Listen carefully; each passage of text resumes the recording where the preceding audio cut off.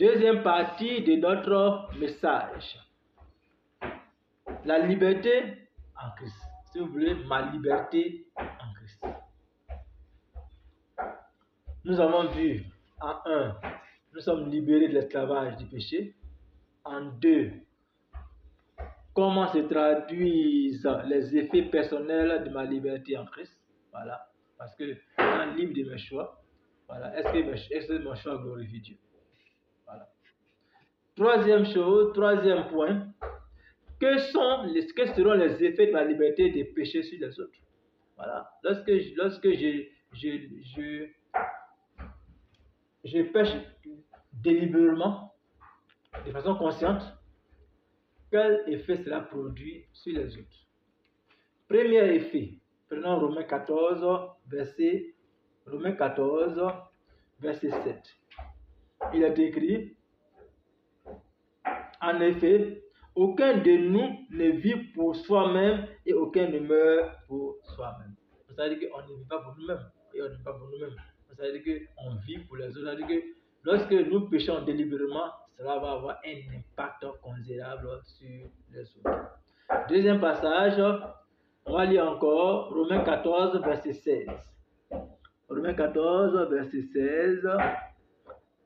Ce qui est bien pour vous ne doit pas devenir pour d'autres une occasion de critique. Voilà. Ce qui est bien pour moi ne doit pas devenir une occasion de critique pour l'autre. Voilà. Ça veut dire que lorsque je pêche, ça agit également sur l'autre aussi également. Voilà. Romains 14, verset 18. Romains 14, verset 18. Celui qui sert le Christ de cette manière est agréable à Dieu et approuvé des hommes.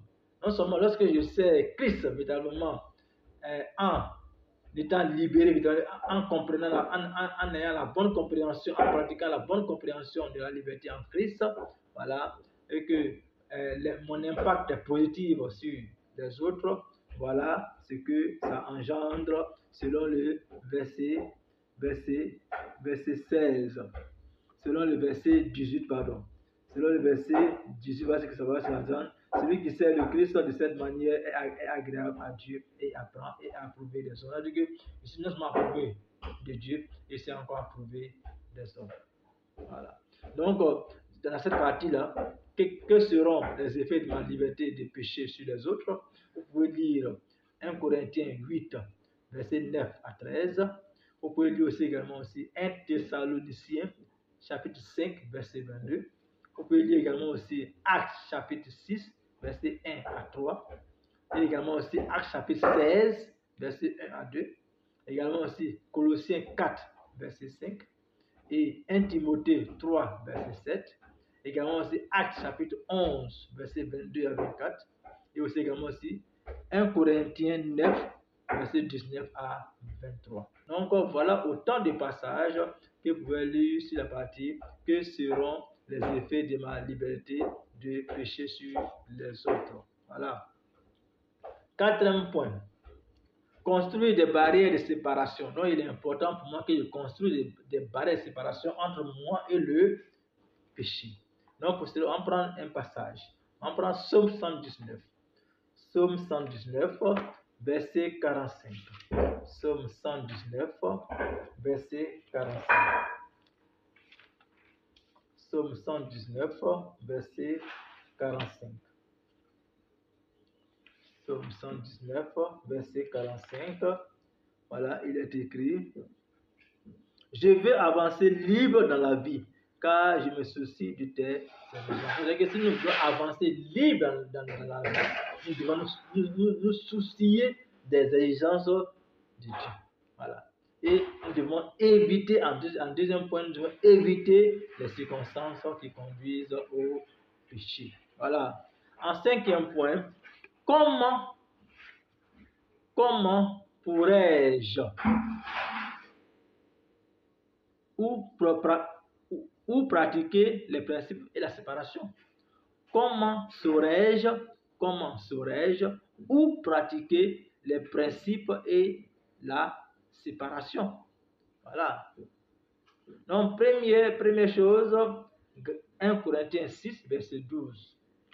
1 Corinthiens 6, verset 12. 1 Corinthiens 6, verset 12. La Bible dit ceci. Verset 12, la Bible dit ceci. Vous allez jusqu'à dire tout m'est permis. Oui, cependant, tout n'est pas bon. Ne vous est pas bon. Je pourrais dire tout m'est permis, mais je ne vais pas me laisser asservir par quoi que ce soit. Donc nous ne devons jamais être esclaves du péché. Voilà, jamais. Tout est permis, mais tout n'est pas utile. Voilà. Et toujours sur 1 Corinthiens, chapitre 10, verset 23, la Bible dit ceci. Voilà. Tout est permis, dites-vous. Oui, cependant, tout n'est pas bon. Tout est permis, cependant, tout n'est pas utile pour la communauté.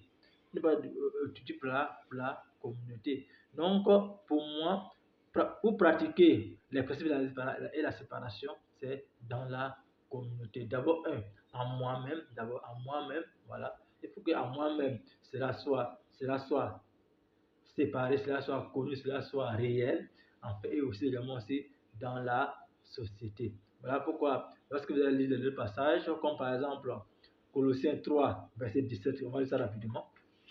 Colossiens 3, verset 17. Voilà, la Bible dit: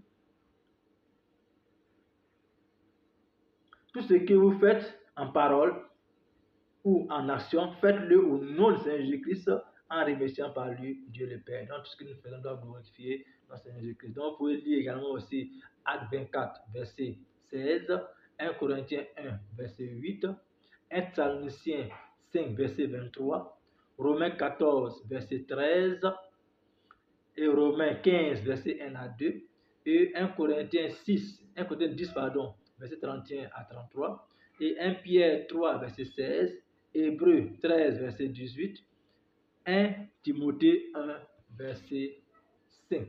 Donc voilà ce que nous pouvons lire. Que Dieu nous bénisse.